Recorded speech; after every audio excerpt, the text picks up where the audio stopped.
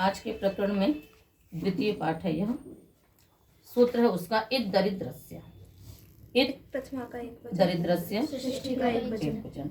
हलि की अनुवृत्ति है, आतः की अनुवृत्ति है, सार्वधातु के किंगिति अंगस्य। सूत्र का अर्थ होगा दरिद्राते आतः हलादो किंगिति सार्वधातु के परतः इकारादेशो भवति। दरिद्राती के आकार को हलादि किंगित सार्वधातु के परे रहते इकारादेश हो जाएगा। उदाहरण बनेगा आपका दरिद्रितः, दरिद्रितः, दरिद्राति, दरिद्रितः, दरिद्रति, है ना। दरिद्रा की क्या होती है? अभ्यस्त संज्ञा, जक्षित्यादयः षट् से, इसलिए वहां पर अत आदेश होता है। तो दरिद्राति, दरिद्रितः, दरिद्रति, दरिद्रासि, दरिद्रिथः, दरिद्रिथ, दरिद्रामि, दरिद्रिवः, दरिद्रिमः। तो ऐसा क्यों हो गया? सब अपित सार्वधातुक हैं, इसलिए गिस्वत है, इसलिए सबको इकार आदेश हो गया। चलिए आगे। नहीं तो स्नाभ्यस्तयोर आतः से ई हल्य घो से अभ्यस्त संज्ञा से दीर्घ ईकार की प्राप्ति थी, इसने स्वीकार कर दिया। भी अन्यतरस्याम, भी षष्ठी का एक वचन, अन्यतरस्याम एक वचन।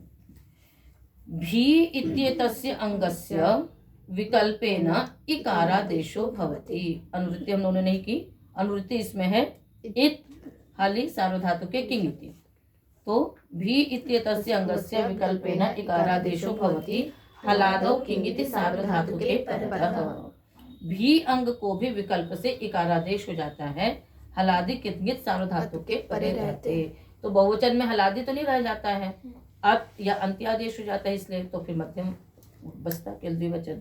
उदाहरण बनेंगे विभितः, विभीतः, विकल्प से होगा तो विभेति, विभितः, विभीतः, विभ्यति, फिर विभेषि, विभिथः, विभीथः, विभिथ, विभीत, विभेमि, विभेमि, विभिवः, विभीवः, विभिमः, विभीमः। इस सूत्र से हो जाएगा। बाकी तो द्वित इत्यादि आपको मालूम ही है, श्लोक जो इत्यादि गण की धातु है। जहातेश्च, जहातेश्च इकारादेशो भवति विकल्पेन हलादो किंगिति सार्वधातु के परतः। जहितः, जहीतः, जहिथः, जहीथः। इहल्यघो की प्राप्ति थी, इसने विकल्प से इकारादेश कर दिया है। तो जहाते भी आपको पता ही है, ओहांगत ओहक त्यागे इन धातुओं का रूप बनता है। जो त्यादिगण की धातु है तो शप, शप का श्लू, श्लू होने से द्वित्व, द्वित्व होने के बाद अभ्यस्त संज्ञा, फिर अभ्यस्त होने से ईकार की प्राप्ति, जिसको इसने रस इकारादेश कर दिया। आगे चलिए। आचहौ, आलुप्त प्रथमांत निर्देश च अव्ययपदम हौ सप्तमी का एक वचन। जहाते की वृत्ति है, इत अन्यतरस्याम की वृत्ति है। जहाते है आकारस्य, है ना, जहाते है आकारस्य इकारादेशो भवति विकल्पेन जहाते है आकारस्य आकारादेशो भवति चकारात् इकारादेशो भवति हौ परतः। जहाती के आकार को आकार आदेश होता है एक बार, और एक बार इकार आदेश होता है। तो क्या रूप बनेगा? ही के परे रहते, ही कहाँ? लोट लकार के मध्यम पुरुष का एक वचन। तो क्या बनेगा? जहा ही, जही ही और जही ही, तीनों बनेंगे। ई हल्यघो भी लगेगा, तो जहा ही, जही ही, जही ही। जही ही का अर्थ क्या हो जाएगा? छोड़ो। अस्तु जही ही ते ही पंथानम, है ना। वो अपने पंडित वासुदेव द्विवेदी जी जो हुए हैं, सार्वभौम संस्कृत संस्थानम, उन्होंने स्थापित किया था। जो छोटी छोटी पुस्तकें सब बाल शब्द कोश इत्यादि, तो उसमें एक मतकुंड पिपीलिका हुआ करती, तो उन्होंने छोटे छोटे में याद किया था उसको, है ना। तो पिपीलिका, तो मतकुंड मतलब आकर के उससे प्रश्न पूछता है कि तुम कहाँ जा रही हो, क्या ये हो, तुम्हारा नाम क्या है। तो उस वक्त फिर वो मतलब तो उसी में एक पंक्ति आती है, अस्तु जही ही देहि पंथानम दूरे मम गंतव्य स्थानम। तो जही का अर्थ क्या है? छोड़ो, है ना, मुझे स्थान दो, मुझे दूर जाना है। तो जही ही, जहा ही, जही ही, तीनों रूप बन जाएंगे उसके। वो हक त्यागे का रूप है ये, ठीक है। तो हुदाना दनयो हो, है ना, ओहक त्यागे ओहंगतौ, तो इन तीनों के आप लोग जो इत्यादिगण की धातुएं हैं ये, और विभेति भी उसी की है, इन सबके आप लोग 10 लकार में एक बार रूप दोहरा लेना, है ना। कभी कभी प्रकरण आता है तो इस तरह से जब उसको दोहरा लेंगे तो थोड़ा आपको अंतर भी समझ में आ जाएगा। उसका बनता है जिहीते, इसका बनता है जहाती, और उसका बनता है जुहोती। तो कहाँ कहाँ कैसे रूप बनते हैं, सरणी में भी होगा और नहीं तो फिर रचनात्मक में भी होगा। सरणी है ना, तो उसमें देख लेना। आगे चले। लोपो यी, लोपः प्रथमा का एक वचन, यी सप्तमी का एक वचन। जहाते है लोपः भवति यकारादौ किंगिति सार्वधातुके परतः, है ना। जहाती अंग के का लोप होगा, यानी अलोन्त्यस्य से आकार का ही लोप होगा। तो जहाते है आकार से लोपो भवति यकारादौ किंगिति सार्वधातुके परतः, जहाती अंग के आकार का लोप कर देंगे। जह्यात जह्याताम जह्युः, अलोन्त्य से परिभाषा लग जाती है ऐसे स्थानों पर, तो अंत का ही लोप होगा। तो द्वित्व इत्यादि तो उसी प्रकार से होगा। तो ज हा या टिप फिर बन जाएगा आपका जह्यात जह्याताम जह्युः। घ्वसो रेद्धा वभ्यास लोपश्च, घ्वसोः षष्ठी का द्विवचन, हाँ, एक प्रथमा का एक वचन, हौ सप्तमी का एक वचन, अभ्यास लोप प्रथमा का एक वचन, च अव्ययपदम्। घुश्च अश्च इति घ्वसौ तयोः घ्वसोः, अभ्यासस्य लोपः अभ्यास लोपः, षष्ठी तत्पुरुष समास हो गया। अर्थ करेंगे सूत्र का। घुसंज्ञकानाम् अंगानाम् अस्तेश्च एकारादेशो भवति, घुसंज्ञकानाम् अंगानाम् अस्तेश्च एकारादेशो भवति, हकारादौ हौ किंगिति परतः अभ्यास लोपश्च, ठीक है ना। ही के परे रहते क्या होता है, कितंगित ही के परे रहते, कितंगित ही के परे, इसलिए कितंगित लगा दिया कि वेद में नहीं होगा, विकल्प करके होता है इसलिए।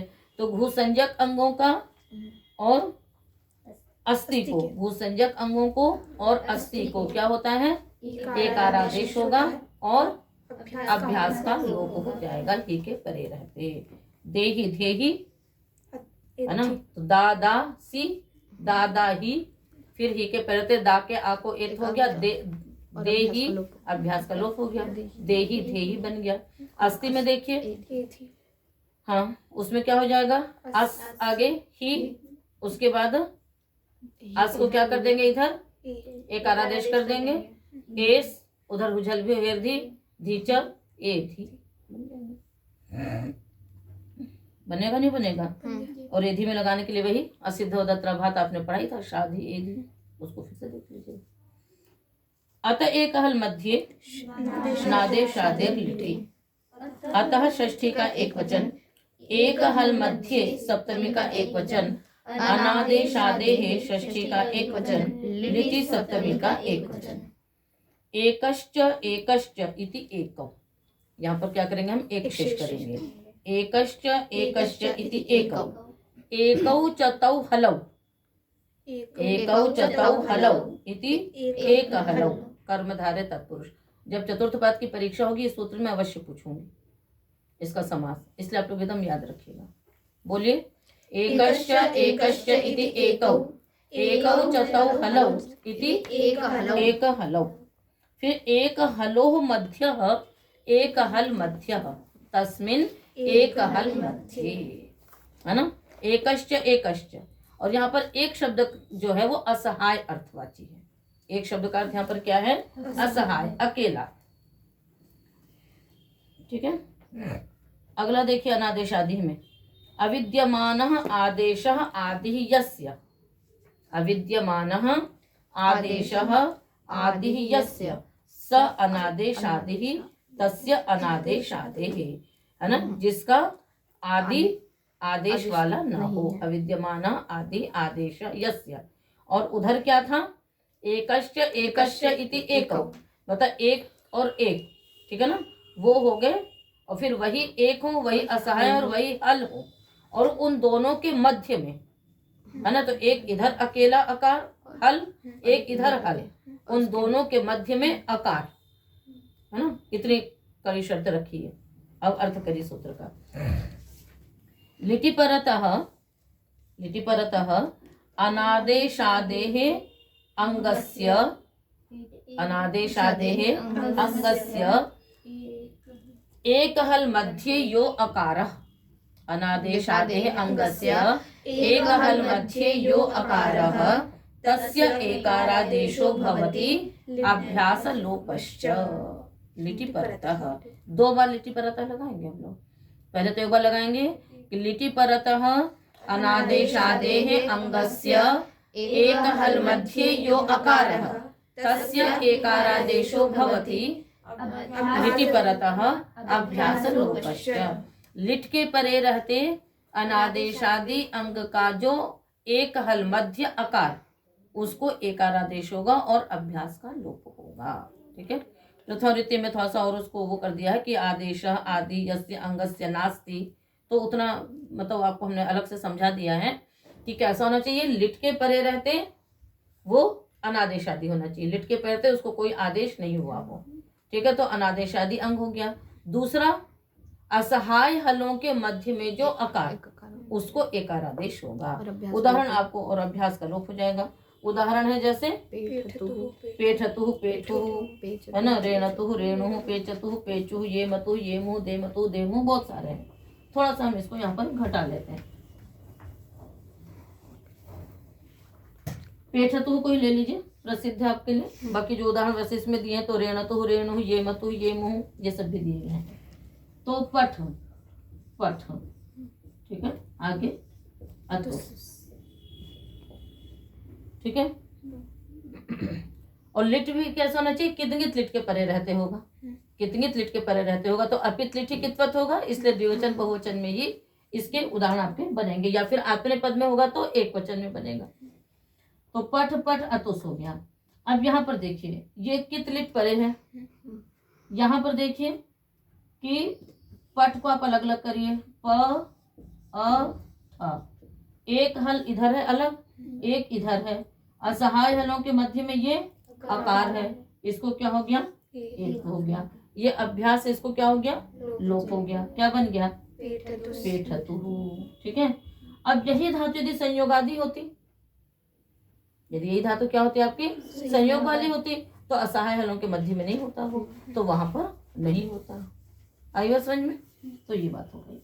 और यदि लिट के पहले कोई आदेश हुआ होता तो भी नहीं होता, जैसे कहीं पर चाको का इत्यादि कुछ आदेश हो जाता है तो फिर वहां पर भी नहीं होता है, बल्कि एकदम बिल्कुल शुद्ध स्पष्ट इसके लिए साफ है सब कुछ, है ना, कि कहाँ कहाँ पर होगा। तो क्या अर्थ है, एक तो लिट के परे रहते अनादेशादि अंग, दूसरा लिट के परे रहते अनादेशादि। क्यों कहा आपको मालूम है, जैसे धात्वादेश से हम श को स कर देते हैं, ण को न कर देते हैं, तो वो जो आदेश वो लिट के परे रहते तो नहीं है, तो वहां पर हो जाता है नेमतु नेमु, है ना, सेहे सेहाते सेहिरे। बात समझ में आ गई। तो जो अनादेशादि अंग की बात कही गई है वो लिट के परे रहते निषेध किया, यानी लिट आने के बाद यदि आदेश हुआ तो वहां पर नहीं हो पाएगा। किंतु धात्वादेश अणोना ये सब क्या है आपके उससे पहले के हैं, तो वहां पर आदेश हो जाएगा, मतलब ये सूत्र लग जाएगा। और असहाय हलों के मध्य में होना चाहिए। ठीक है, इसी के ही प्रकरण का एक सूत्र और है, उसको भी आप कर लीजिए। थली च सेठी, थली सप्तमी का एक वचन, च अन्य वचन, सेठी सप्तमी का एक वचन। हाँ, सेठी थली परतः, क्या अर्थ होगा, सेठी थली परतः अनादेशादेः अंगस्य एक हल मध्ये यो अकारः तस्य एकारादेशो भवति अभ्यास लोपस्य। कहते सेठ थल यदि परे होगा तो क्या हो जाएगा, सारी शर्तें वही हैं, वहां पर कित कह दिया था ना, तो जो थल है वो कित नहीं है, इस कारण से अलग से कहना पड़ा कि यदि सेठ थल परे होगा तो भी अनादेशादि अंग के एक हल मध्य जो आकार उसको एक हो जाएगा। तो पेचिथ शेकिथ, पेचिथ शेकिथ। ठीक है, तो ठीक है, बस करते हैं, आगे के सूत्रों में थोड़ा थोड़ा कुछ कुछ है तो उसको यहीं पर रहने देते हैं। तो ये सब तिङंत प्रकरण की सिद्धियां हैं, है ना। तो चतुर्थ प्रकरण आप देख रहे होंगे, पहले सुबंत, फिर थोड़ा देर तिङंत, फिर सुबंत, फिर तिङंत, सुबंत तिङंत, इसका ये चल रहा है। अभी तिङंत आएगा उसका फिर सुबंत का शुरू हो जाएगा। तो पाठ इतना ही रखते हैं आज, शेष कल के पाठ में करेंगे।